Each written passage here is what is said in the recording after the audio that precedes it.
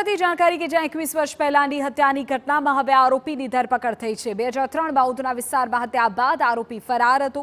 ઝારખંડના વાસીપુર ખાતેથી આરોપીને ઝડપી પડાયો છે। પોલીસે 7 દિવસ જેટલો સમય ટેમ્પો ચલાવ્યો અને આરોપીનો પીછો કર્યો, તેના વિશેની વિગતો મેળવી અને ત્યારબાદ પોલીસને સફળતા હાથ લાગી। અમારા સંવાદદાતા બળદેવ સુતારપુરી જાણકારી આપી રહ્યા છે। જી બળદેવ।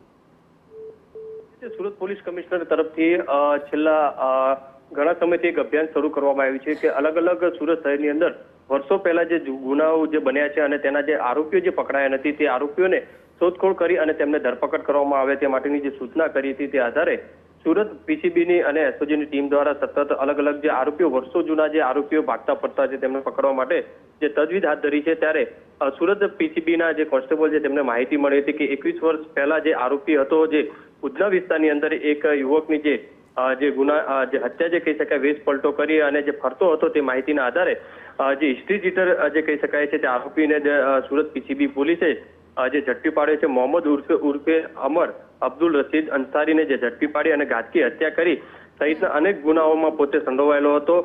સુરત પોલીસ દ્વારા અલગ અલગ જે છેલ્લા 7 દિવસ દ્વારા ટેમ્પો ચલાવી અને આરોપીને પકડવા માટે રેકી કરી હતી અને ત્યારબાદ આરોપીની ઓળખ થતાની સાથે તેને ધરપકડ કરી અને સુરત લાવવામાં આવ્યો છે અને વધુ તપાસ પોલીસ દ્વારા જે છે તે શરૂ કરવામાં આવી છે। જી બિલકુલ બળદેવ, આભાર પૂરી જાણકારી બદલ। તો વધુ એક વખત પોલીસે વેશ પલટો કર્યો, આરોપીનો પીછો કર્યો અને આખરે 21 વર્ષ બાદ પોલીસના સફળતા હાથ લાગી।